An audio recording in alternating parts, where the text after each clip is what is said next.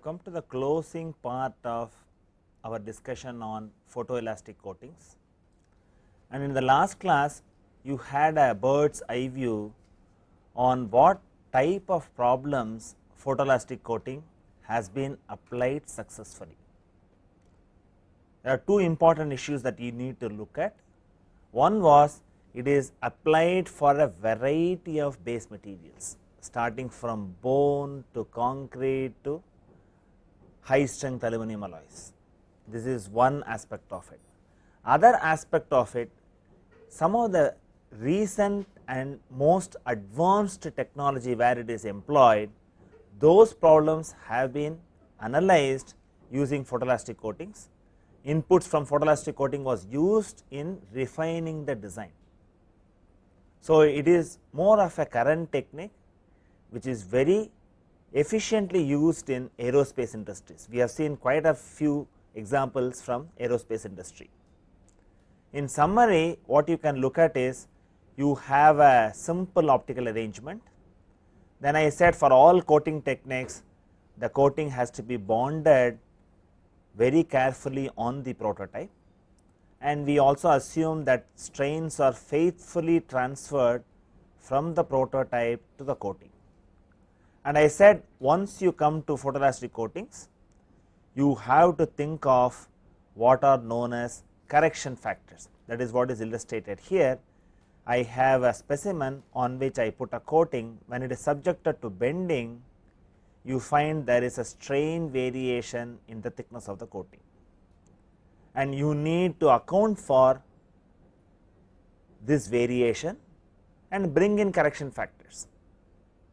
And finally, we also saw a simple example that I have a specimen subjected to bending, and you see a nice set of colors, and we have already seen what is a color code in transmission photoelasticity, and whatever the fringe ordering methodologies you learned, all those aspects could be applied to photoelastic coating as well.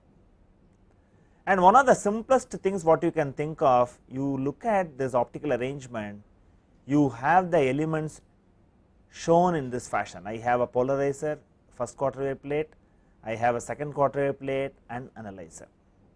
And we have also looked at yesterday in the last class that a person who was inspecting the landing gear had this polariscope in his hand. I will just show you the polariscope, and you will also appreciate how compact the polariscope is.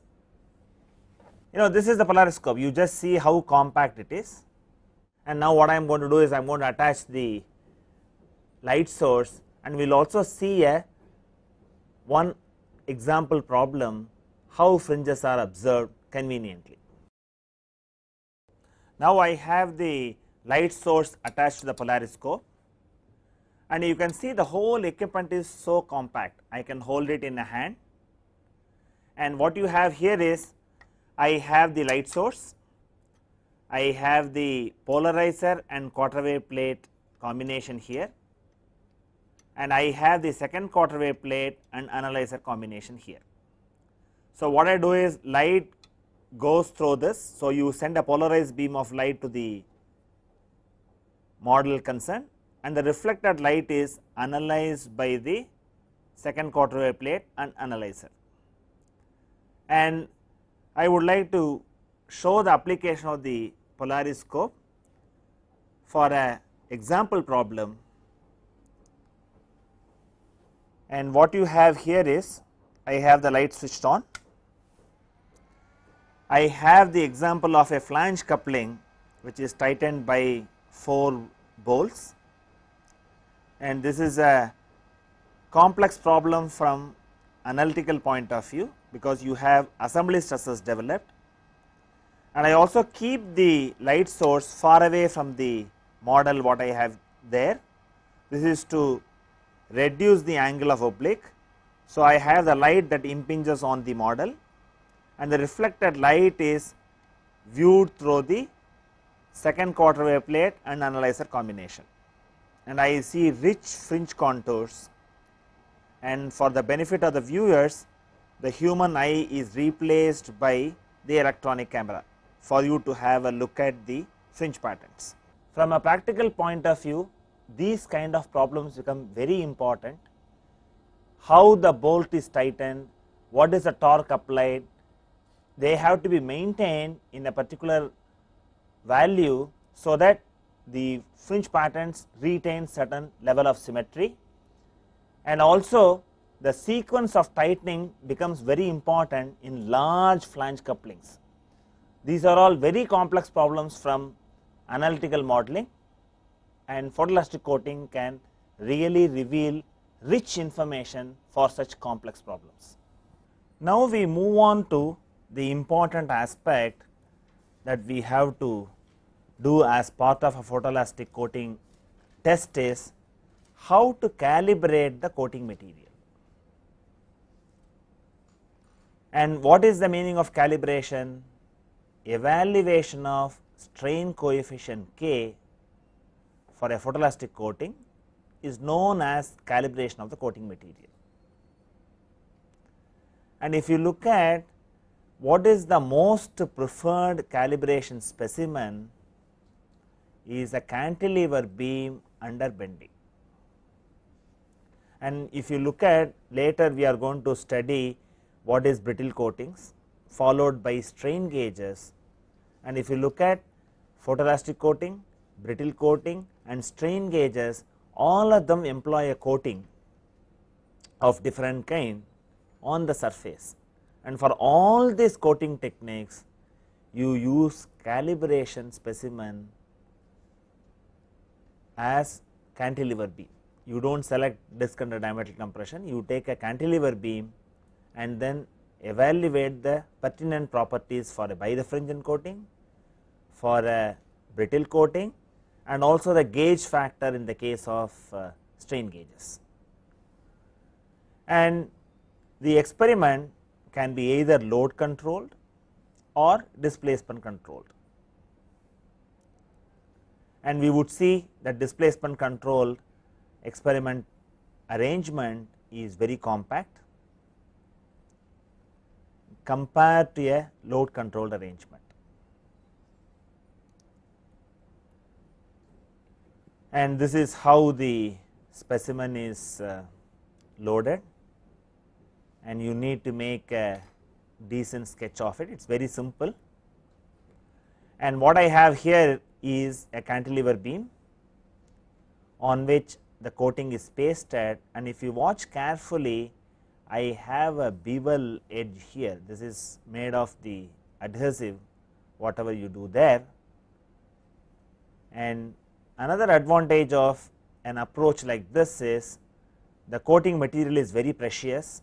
So, you put only a portion of the cantilever beam on the top is pasted with a coating, thereby you save the amount of coating material.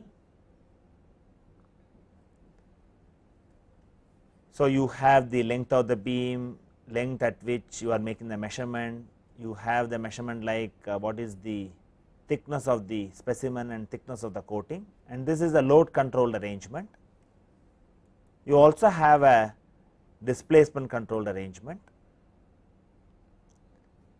Instead of applying the load here, you have a micrometer which provides the necessary end deflection. And what you have here is, when I have a load controlled experiment, the expression for K is very conveniently given in terms of the parameters of the experiment, and you should notice that I have to use the reinforcement factor for bending. If I do not use this, my estimation of K would be erroneous. And what you do from the experiment is, I have to find out the fringe order and the corresponding load. I need essentially the ratio n by p. For a load controlled experiment, from conducting the experiment, apart from the geometric details, I need to supply the value of n by p. On the other hand, when I come to displacement controlled experiment, the expression is recast and you have n divided by y naught, and y naught is the deflection at the load application at the displacement control point. Whatever the displacement I introduce, which is taken as length Ls, for that distance what is the displacement that is being used. So, what I have here is, in load controlled experiment I get the strain coefficient K as R of B, Young's modulus of the specimen divided by 1 plus nu s, B as Hs squared into lambda, which is the wavelength of light used, divided by 12 L Hc, and n by p, which has to be determined from the experiment. And displacement controlled experiment, I get strain coefficient K as R of B divided by 1 plus nu s, Ls cube lambda divided by 3 L Hs Hc multiplied by n by y naught. This shows the overall view of a displacement controlled apparatus for loading a cantilever beam, and this is the fixed end, and you can apply the displacement at this end by moving the micrometer appropriately,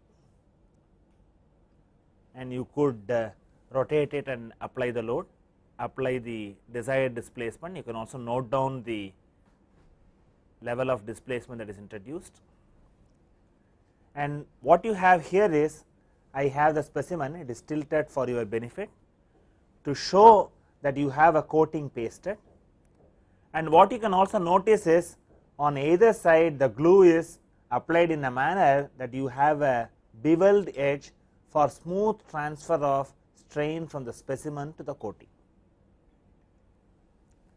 The whole apparatus is very compact, and that is the greatest advantage, and all the coating techniques like brittle coating or strain gauges, they use only a cantilever for the measurement of pertinent parameters. In this case, we want to use this to find out the strain coefficient K, and the advantage is you also use only a small coating material to save the precious coating material. You do not need to apply it for the entire cantilever beam, you apply it only in the region where you want to have sufficient level of stress to reveal the fringe pattern.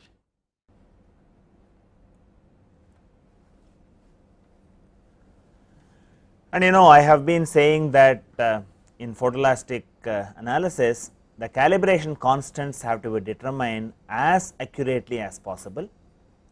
The same rule applies to evaluating K as well. It has to be obtained as accurately as possible. So, for this you need to find the fringe order correctly, and you do not just make one measurement, you make various, for various loads and displacements, find out the fringe order and do a graphical least square analysis. What you do is you fit a best fit straight line through the data points collected. So, from the graph you get the ratio of n by p if you are doing a load controlled experiment, or n by y naught if you are doing a displacement controlled experiment. So, you have the ready made expression available which can be used to find out what is the value of K. So, for many of the high modulus coating materials and also medium modulus coating materials, probably you could use simple cantilever beam, put the coating and evaluate either by a load control or displacement control. I said displacement control, the loading arrangement is very compact, and that is a very popular loading arrangement supplied by the manufacturer also. Suppose I want to do it for the coating materials which are meant for a specimen like rubber. So, I will have a very low Young's modulus value of the coating material. Rather than putting it on a specimen and then do a photoelastic coating test, it is advisable you make a tension specimen out of it, stretch it, find out F sigma, and from your identity between F sigma and F epsilon, which you had seen earlier, determine F epsilon, then your K, and that is what is summarized here. For coating materials meant for low or medium modulus materials, it is generally recommended to perform the calibration test directly on the material itself. So, what you do is you essentially take a tension specimen and perform the test and get the value of F sigma.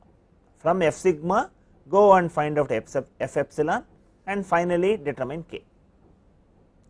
So, with this we have covered all aspects of how to do a photoelastic coating test. Like in transmission photoelasticity, you have to find out F sigma. In reflection photoelasticity, you have to find out K. K will also be supplied by the manufacturer, but if the manufacturer whatever that you have bought, you are doing it the test after a long time, then it is better that you recalibrate, find out what is the strain coefficient K and then perform the test.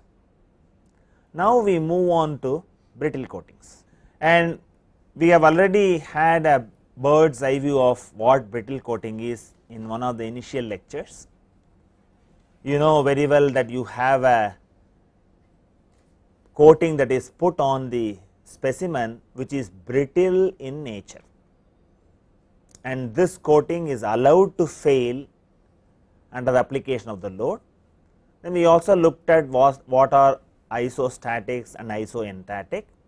We will see that in more detail, and if we really look at what was the first application of brittle coatings, it was applied to find out when the material has yielded, and this was seen on mill scale on hot rolled steel. The coatings are naturally formed on structural members. When you do a hot rolling process, you will have a mill scale on the hot rolled steel, and you also had formation of oxides on heated surfaces. So, the initial coatings were naturally formed coatings, and what was the focus? I said each of the technique operates well in a particular range, and if you look at the first application of brittle coating was to find out whether there was plastic deformation. That means you are talking of very large strains. So, when these coatings failed by flaking or cracking, when the base material yielded under load, the focus was to identify yielding. Thus, one of the earliest application of brittle coatings was to identify regions of plastically deformed zones in a component. That means, you are talking of very high value of strain, close to 2000 microstrain. The difficulty comes when you want to apply to elastic problems, and we have also seen that properties of the coating dictate the accuracy of the technique. And it is desirable to look at what are the contributions by various scientists, and it is also interesting to see what was the first artificially produced brittle coating. We had seen naturally formed coatings earlier. The first artificially produced brittle coating was a mixture of shellac and alcohol, and this was used by Sonwald and Weyland in 1925 to indicate regions of plastic strain. And I said that when you are talking about plastic strain, you are talking of very high value of strain. Coatings were later developed to improve strain sensitivity. improve sensitivity in the sense the coating should fail at a lower strain. This is what you are looking at, and I have always said any advancement in science or technology, material research has always propelled the direction of technology. So, without advancements in material research, you cannot see advancements in science or engineering. The same applies to development of brittle coatings too. So, when you develop better materials, I can bring down the strain level for the coating to break, and again it is not done by one individual. There are a host of researchers who contribute to this. So, you had people from Germany contributed in 1932, and you had people from France in 1934, and also contributions from USA, notably by Ellis in 1937. So, what you will have to look at is any development is not individual centric, a team of people across the world work towards it, and the present day coatings fail much below the plastic strain. That is what you have to look at. It started with identifying zones of plasticity in a model, and failure strain is of the order of 500 to 1000 microstrain, even less. Now people say even 300 microstrain is possible. So, you have material research contributed to development of better coating materials which have more sensitivity for failure. Here the coating has to fail, by 500 microstrain, and now you also have coatings below 300 microstrain, and many engineering applications were pioneered by A.J. Durelli and his co-workers. See, I said when I talk of photoelastic coatings, I said Zandman. Zandman was the key person who developed the contourable plastic and also developed correction factors, and you have to remember his contribution. If you go to transmission photoelasticity, Frogt was considered as father of photoelasticity. So, he had made significant contributions. Similarly, when you come to brittle coatings, the name that you cannot forget is A.J. Durelli. They have done several industrial problems.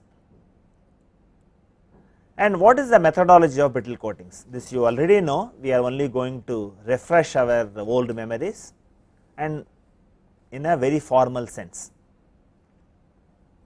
So, what I have is, in this technique, a suitable material which is brittle in nature, that is a key point, and what way it is bonded, it is sprayed on the specimen under test to form a thin coating. So, this simplifies your specimen preparation, because I can cover large areas by a spray gun, and I have already said brittle coating is a useful technique for solving industrial problems which are very large in size, and your focus is to identify zones of stress concentration for further study. So, you have to cover large areas. So, in such a situation, a spraying technique definitely helps. You allow the coating to dry, and then how do you load the specimen? Here the loading of the specimen is very interesting. An estimate of the maximum load to be applied is made, and load increments to reach this load decided upon. This is the peculiarity of the technique, which I have mentioned earlier too. In many problems, you find out for a given operational load what are the stresses developed. Here you incrementally load the specimen. At every stage you go and observe for cracks. So, it is very peculiar from performing the experiment. So, I need to find out the maximum load and also decide what are the load increments. Then what I do is, I load the specimen to the level of the first interval, then go and inspect for cracks and then unload it. Either unload or keep increasing the load. I could do any one of these approaches.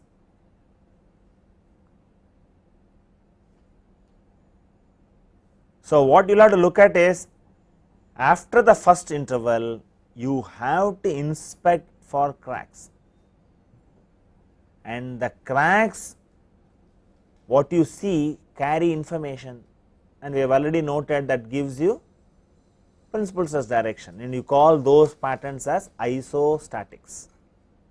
We will again see with an example, we will also label it, and we also saw another set of contours called isoenstatic. So, the experimental approach is peculiar: estimate the maximum load, determine the load increment, and you incrementally load.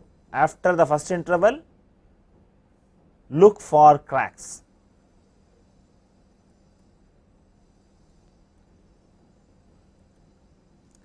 And what you have is, the crack pattern progresses with increasing loads. The locus of points of crack tip is marked with a grease pencil. We will see that with the example. And what you have here is, I have a cantilever beam which is subjected to end load, and if you watch very carefully, the color of this loading will change for each increment, and the same color is also used to mark the ends of the cracks. So, what you have is, you have cracks, these are called as stress trajectories or isostatics, and you know, in the case of a beam, the end is heavily loaded, the free end is not loaded, that is why you do not see cracks in this region. And I will repeat the animation, and what I do is, at every increment of the load I mark the isoenstatic,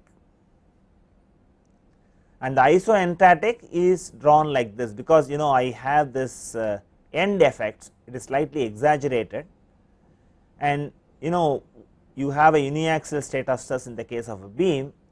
So, essentially you will get cracks parallel like this, that is what you have to anticipate the crack, because you have the bending stress in this direction, it is perpendicular, and you will have lines parallel like this, that is how you anticipate the cracks. Now, I repeat the animation as the model is loaded. For each load the color changes, the same color is used for marking the ends, and this is just exaggerated, you know, it may not be exactly horizontal near the free edge to indicate that this kind of lines are put. I repeat the animation again, that tells you how you go about in doing the experiment. So, for each increment of the load you find additional cracks are getting formed. Which cracks are very important? What is the sensitivity of the technique? Where you have to be very careful. If I keep increasing the load, I will keep looking at cracks, more and more cracks will get formed. What is important here? You should be careful to identify the first increment. It should be as low as possible to detect the first onset of cracks, because if I have a stress concentration zone, the stress concentration zone is the one which is going to give you first set of cracks. So, it is the first set of cracks that are very critical in this technique. So, you have to be very careful in deciding the first load increment. It should not be very high, then you miss which is the high stress concentration zone. So, what you do is, as the crack pattern progresses with increasing loads, the locus of points of crack tips is marked with a greasy pencil. These are isoenstatics.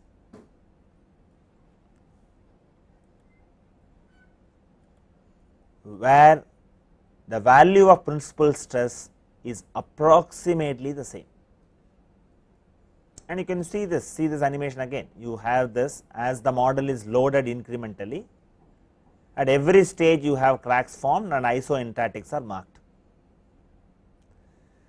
The load at which a particular isoenstatic is drawn is also marked on the specimen. That is how you perform the experiment. Here I have not labeled the load, but what I have done in the animation is whatever the color that I use for the end load, the same color is used to draw the isoenstatic. And if I have a record of isoenstatics, this helps in determining the principal stress magnitudes. It is desirable to see this isoenstatic very closely. I will repeat the animation and then take a closer look at it. I have this and I also zoom it further.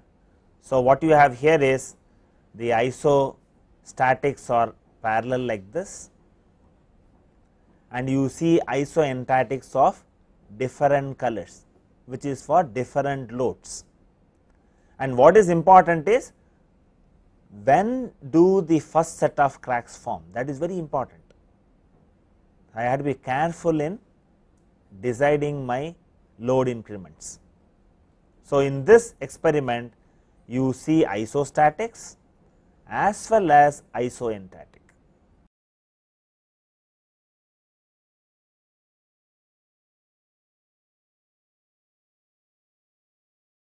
And this is what I have been emphasizing it again and again.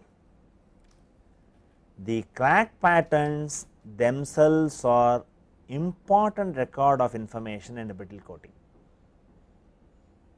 They are represented and they represent the stress trajectories or isostatics.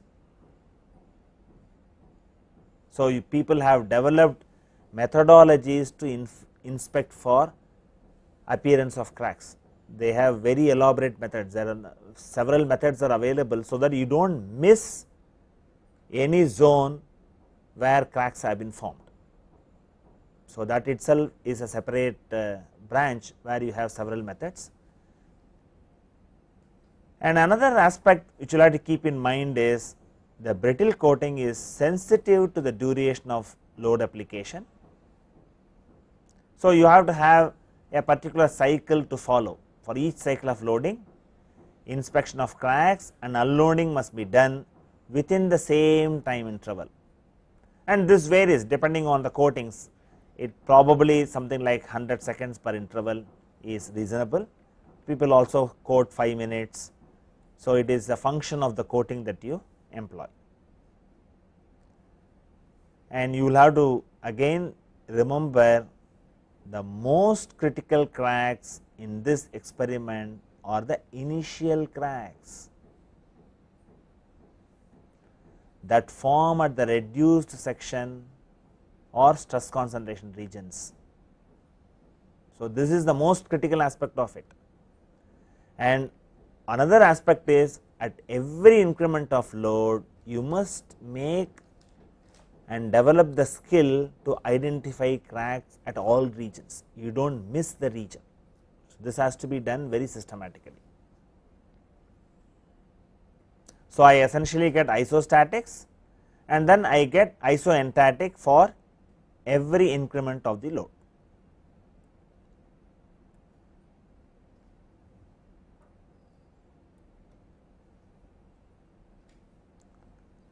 So, that is what again emphasized. You need to exercise considerable care in obtaining the load at which the initial cracks initiate, as they represent zones of high stress regions. See, the methodology is like this. The coating is designed to fail at a particular strain level. If the crack has formed at a given load, what it indicates is the strain level is at least this, it could be more than that also. So, that is the reason Why? You have to select the initial load small enough, so that only localized regions have crack formation. Suppose I apply a very heavy load, I would have lot of cracks formed, that is not the issue. You have to sequentially record the formation of cracks as a function of load. So, I want to see only few cracks at a time. So, that is the success when I have the load increment appropriately decided upon. And I have also said experimentalists anticipate results before they perform an experiment. So, you have to do some calculation, it is not that close your eyes, go and apply the load and then react to whatever the patterns that you see. You anticipate in a particular fashion, and that has to be looked at very carefully.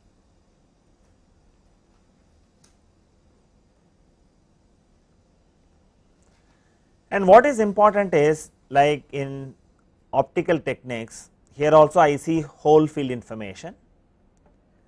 By looking at the crack patterns formed, one can comment whether the stress field is uniaxial, biaxial or isotropic. In fact, in some of the earlier studies, even to identify zones of uniaxial, biaxial and then isotropic was an issue. It was in large problems. Suppose I know in a particular region I have only uniaxial state of stress, then I can reduce the strain gauge channel, that is the advantage. Here we are not talking about laboratory size problems, you are talking about industrial problems which are very large in size. And by knowing the failure strain of the coating, it is also possible to quantitatively evaluate the magnitudes of stresses in critical zones. See, this is a possibility, but whether we want to use it as an experimentalist, you have to take a local decision based on your requirement and time availability. I have always said, as experimentalists, people develop very complicated methodologies to extract as much as possible from a experiment, but from a user point of view, you will have to find out to what extent you want to use the experimental technique. My recommendation would be, brittle coating is an ideal technique where you can use the isostatics to decide how to paste strain gauge in a complex structure.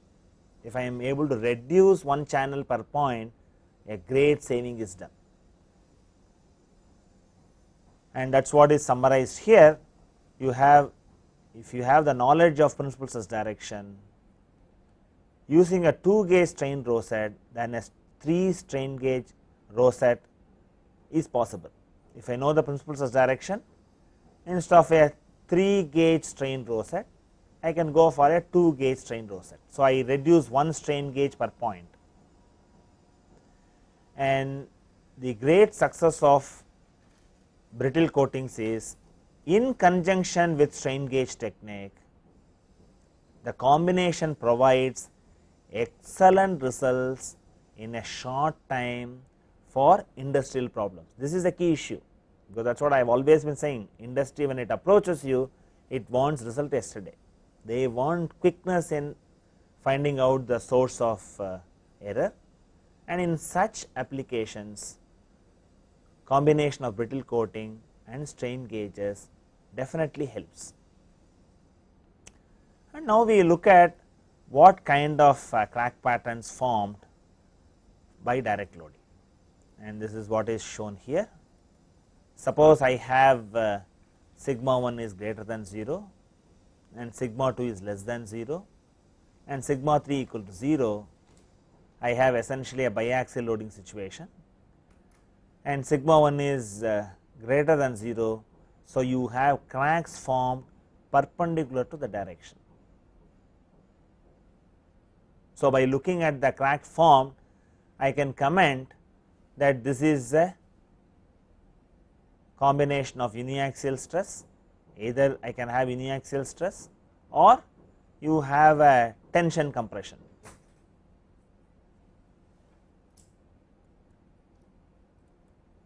And you have already seen an example of a cantilever beam. So, by looking at the cracks, what do you get? These cracks indicate the principal stress direction of sigma 2, and the cracks represent stress trajectories or isostatics. Here it is shown for the tension compression, whereas here whatever the cantilever example which I had seen earlier essentially gives you a uniaxial state of stress, sigma 1 is greater than 0, sigma 2 and sigma 3 are 0. So, by looking at the crack pattern, I can comment whether it is in a uniaxial stress field. See, we actually go around and look at, you have this whitewash that is put on buildings, and whitewash is actually a brittle coating. So, by looking at the crack pattern on the wall, you can comment whether I have a uniaxial loading there, whether I have a biaxial loading, or whether principal stress direction is same at all directions. All those kind of comments you can make. So, from that point of view also, looking at the crack pattern gives you a insight without solving the problem, what is the nature of stress field.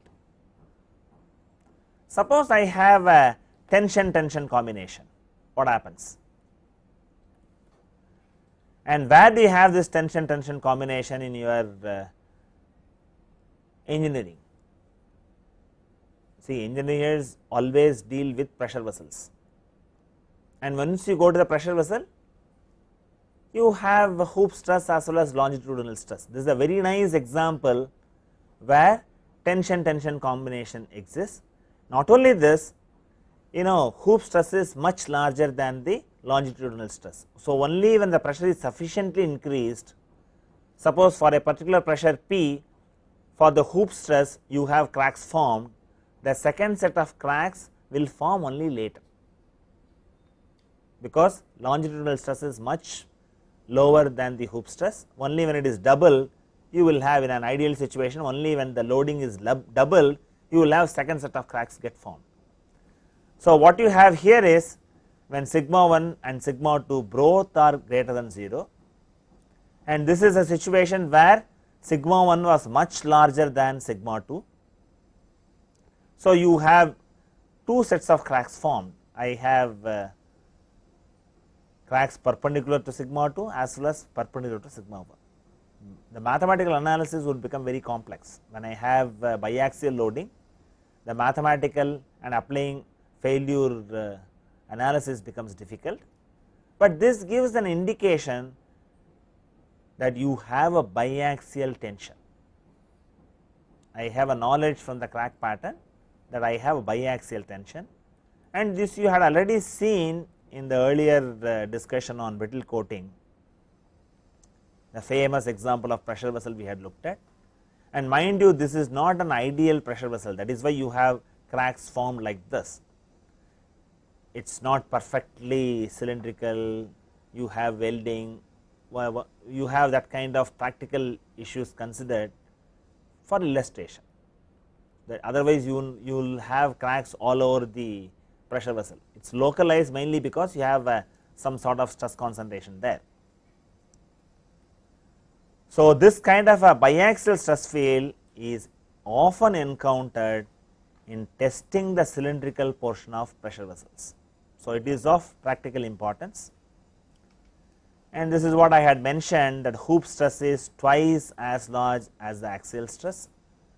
So, first set of cracks form horizontally like this, then after increase of pressure you have second set of cracks form, and that is what is shown here. You had already seen this in one of the earlier classes, and probably you could also see it little closely. So, I have this second set of cracks formed at a particular value of pressure, and these are all the ways that you get the cracks formed. Then you have the isoentropic drawn, and the experiment proceeds like this. For another pressure you have this, and you draw the isoentropic and so on. And what happens if principal stress direction is same, which you call it as isotropic field. sigma 1 equal to sigma 2 and both are greater than 0. So, you have a random crack patterns.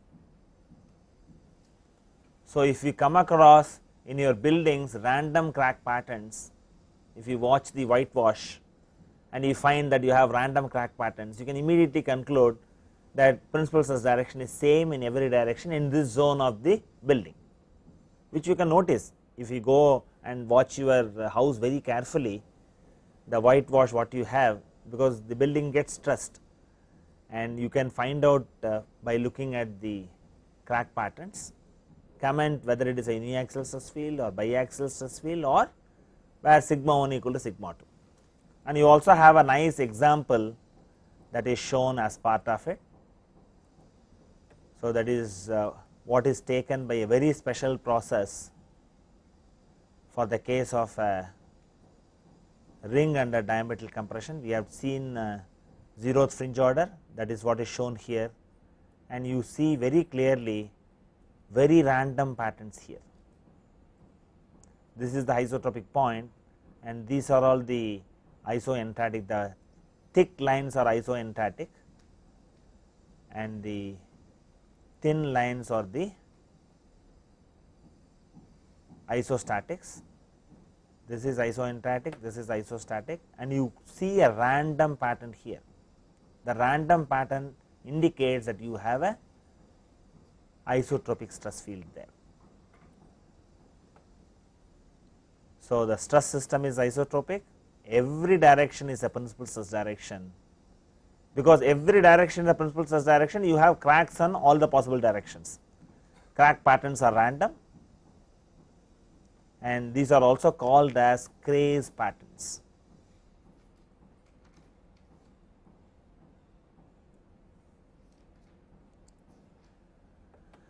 And once you come to a brittle coating test, the first step that you need to do is you have to select a coating. And if you look at any brittle coating test, any supplier who supplies coating, he gives a different set of coatings for a variety of temperature and humidities. So, depending on your test conditions, you have to choose a coating that is appropriate for the test conditions. And I said the environment is very sensitive. So, the temperature and relative humidity of the testing room or the test place, because it is also an outdoor technique. So, you have to measure the temperature and relative humidity that influence the fracture strain of the coating, because all your calculation depends on what is the fracture strain. Based on that only you make, and it is a approximate technique. It is a applicable for a very large structure, and the technique as such is approximate. That is good enough for industry problems. When you want to have quick answers, this kind of an approach is good enough. So, the first step is you have to select a coating, and the next step is what? In all the coating techniques, surface preparation assumes importance. These are very generic, you can actually abbreviate this and then write it, rather than writing full sentences like what I have here. And when I have to bond a coating, the surface must be clean of all dirt, grease, loose scale, and any paint that is softened by the coating thinner. So, that has to be done. Then what you have is, you have plastic surfaces, you can also apply it on plastic surfaces that are softened by the thinner, can be protected by the brittle coating undercoat. So, you need to put an undercoat and then only start using the, you apply the actual coating and then do the analysis. And you also have occasions where you need to remove the earlier coating by scraping, wire brushing or sandblasting, followed by using an appropriate cleaner. See, you may also come across problems where there is a tension compression combination, and if I want to reveal the compressive stresses, you have to remove the earlier coating, then recoat it at the maximum load, then release the load. So, you have a direct loading approach and also a relaxation approach. We will develop the mathematics for direct loading, then extrapolate it for relaxation. So, you will have occasion not only to clean the surface to apply the coating, but you also have an occasion to remove the brittle coating that is applied, which can also be done by scraping, wire brushing, sandblasting, etc. So, in this class what we had looked at was we looked at how to calibrate the photoelastic coating. I said you have to use a cantilever beam as the model for finding out the pertinent parameters, and I also mentioned for all the coating techniques like brittle coating as well as strain gauges, you evaluate the relevant parameters using cantilever beam as the model. For all the coating techniques, cantilever beam is a very ideal model for you to do the test. Then we started our discussion on brittle coatings, and I said it is useful for industrial problems, for large industrial problems, though you can also find out quantitatively the value of the stress magnitudes. Mostly it is desirable to use to find out the principal stress direction at the point of interest, so that in strain gauge instrumentation I minimize the number of strain gauges to be pasted at a point of interest. Even if I reduce by one strain gauge, I save a lot in my strain gauge instrumentation, and we looked at some details of the test. We also looked at, by looking at the crack pattern, you can identify whether there is a uniaxial stress, biaxial stress or isotropic stress field, and we will continue the discussion in the next class.